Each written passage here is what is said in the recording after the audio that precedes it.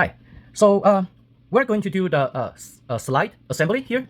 So again, we got two versions of files for you to choose from. So this one you don't need a support at all, and this one you need a tree support. If you are the Bamboo user, just use the auto generated setting for the tree support. For the no support version of the slide, we do have the built-in bring here, and see the two layers of sacrificial bridges. I try to highlight it with the dark blue color here, right? You just clip it off. And then maybe just gently sand it on the edge. And that should do it. So you don't have the hassle of removing the support here. Okay, so that's that. Of course, you do have to get rid of the brain. Use this kind of tool. I'm just, for some people who doesn't know how to do it, I'm going to just show you how here. Like for maybe just this side here, right? So you just trim it. Okay, so you just trim it, maybe just lightly sand it, and then have a really quick pass of the torch, and then just touch the edge with your finger, and that should get it really smooth. Okay, just like this. Yeah, see, it's very easy to deal with the built-in bring. For the file that is using the tree support here, you just need to be careful with two spots here. So while removing this, make sure you clean off here carefully, right? You have to be careful of removing the support here. Just take your time, don't rush. Okay,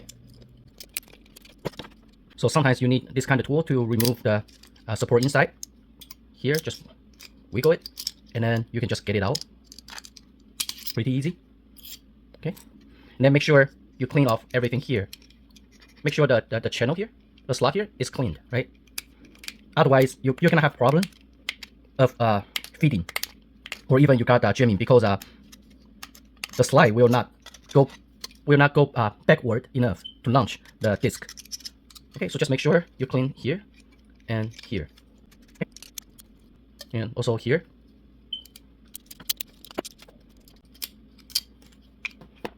Also, deal with the bring using the tool, right? And maybe some sanding paper for this, and then have a quick pass of the torch, right? Okay, I'm going to face forward here.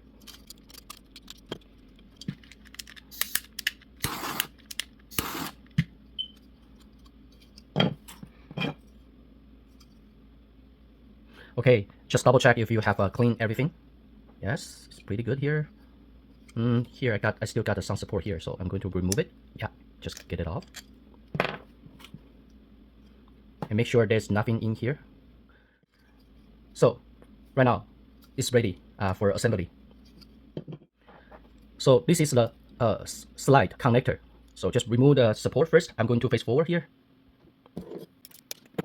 Okay, and then just double check for the 3 holes here. Just make sure it's cleaned, because we're going to drop pins, 3 pins through it. Okay, so the slide connector is ready. So we're gonna drop the slide connector in a slot here, and then loop maybe 3 to 4 loops of the rubber bands on it. I'm going to show you how. Okay, so just loop the rubber band like this. So 2, 3. You need to have 3 to 4 loops here. This is acting as the recoil spring for the slide to reciprocate. And then use this kind of tool. Just make sure you get all the loops out like this, and then have your index finger in here, right? Like so. And then you drop it in, right? Like this. And then you just put the rubber band loops on the connector like so, and then just set it aside. We're going to move on to the power spring. So there are several, at least 3 versions of this. I already mentioned under what situation that you should use which version. So the first one is the default. The second one is the stronger. And if you've got jamming issues, I'll definitely suggest that you can try the weaker spring. Okay, so these are just, this is the stronger spring here. So we do have the support to remove. So be careful of removing the support. And after removing the support, it looked like this, right? Also make sure the hole is clean because we're gonna have a pin to drop in here. And keep in mind that you have to also make sure here you clean off like this, right? Make sure it's cleaned here. So in the newer version of this file, it's gonna be somewhat different here. You're gonna see a 45-degree angle. Don't worry about it. The logic here is just the same of how you deal with that. So I'm going to face forward here. Okay, so see here, that's what I was talking about, right? You do have to make sure it's clean. So here, right, and then here, I'm going to clean the residual of the support here. So okay, and just lightly sand it. The newest version of this should be easier for you to clean off the channel here. It's gonna for it's there for the loop of the rubber band to go in here. So just make sure you clean these two sections clean, right? And then still couldn't hurt if you can loop, apply some grease here, as well as here, the front end of the power spring, because that's where it contacts with the disc. Okay, so right now it's ready. Okay, so this guy here is just for the show, right? It's easier, it's a lighter color so that you can see how we clean off the residual of the support that just got removed, right? But here I'm about to use the black one here, just for the contrast of the color. And just grease some loop, apply some loop here and here, because we're gonna drop in the power spring into the slot here, right? The cut out here. For test fitting, let's just be smart. We don't want to do it this way.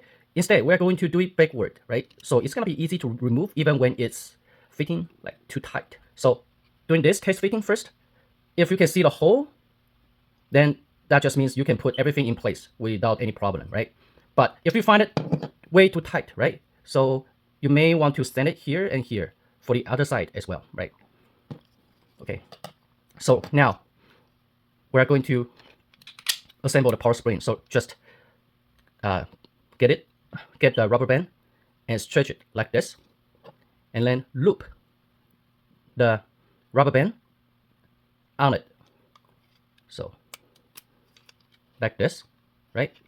If you do have OCD, this is your chance to organize the loops of the rubber band, and then just push it, and then drop a pin here.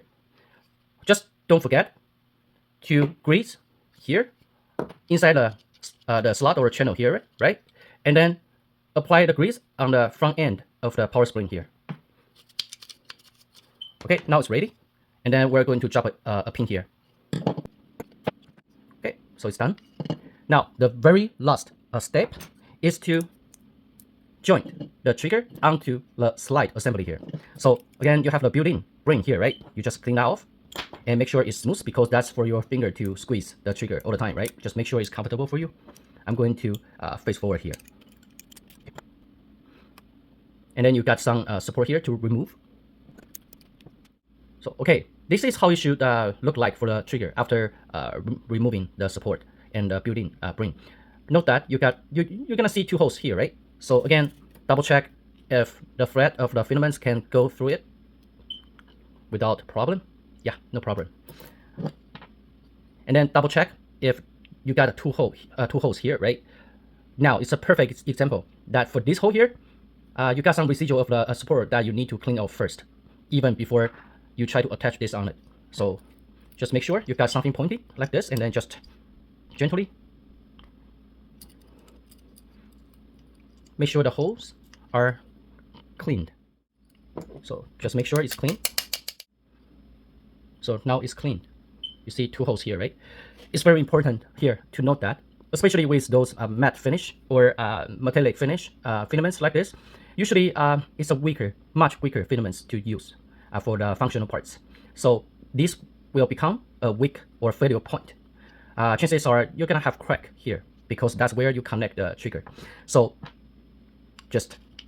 there are like two ways to address the issue. So let's just connect the trigger first, right? Just make sure it's sitting in all the way like this, there should be no gap between the trigger and the slide. And then you should be able to see the two holes here. That just means it's ready for the pins to drop in here. So I'm going to face forward here. Okay, it's done. Now, as mentioned, you got two ways to avoid the failure here, right? The crack here. So after the assembly of the trigger and the slide, then you can drop, because it's gonna be the underside of the slide assembly, and it's not gonna be visible once assembled with the lower receiver. So feel free to have a bit of super glue here. Just make sure you have the maximum bonding for these two parts here, right? So that's the first way to avoid any cracks happening here. The second one is that, it's mentioned in another tutorial video. If you have a new spring just freshly printed, and this is the first time that you are going to use the new spring, once assembled with the lower receiver, for the very first 2 max, so about 20 to 30 rounds, you just rack the slide to launch the disc for 20 or 30 times, right? And then to break in the power spring here. So never squeeze the trigger if you have a brand new spring. That's what I meant. So rack the slide to break in the power spring. After 30 rounds, usually you got a way better trigger pull, and then just feel free to squeeze the trigger to launch the disc. Yeah, so I think, yeah, that's it.